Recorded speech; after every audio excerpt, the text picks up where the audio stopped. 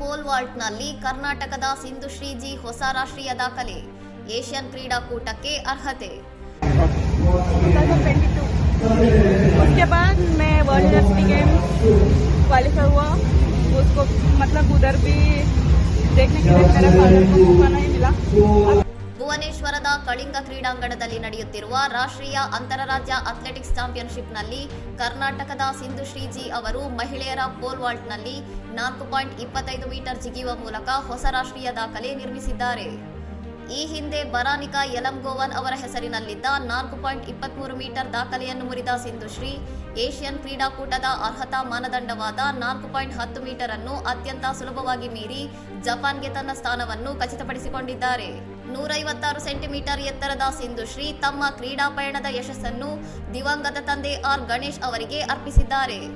ಆರಂಭದಲ್ಲಿ ಕ್ರೀಡಾ ಹಿನ್ನೆಲೆ ಇಲ್ಲದ ಕುಟುಂಬದ ವಿರೋಧವಿದ್ದರೂ ತಂದೆಯ ಬೆಂಬಲವೇ ಇಂದು ಈ ಸಾಧನೆಗೆ ಕಾರಣವಾಗಿದೆ ಎಂದು ಅವರು ಭಾವುಕರಾಗಿ ಸ್ಮರಿಸಿದ್ದಾರೆ.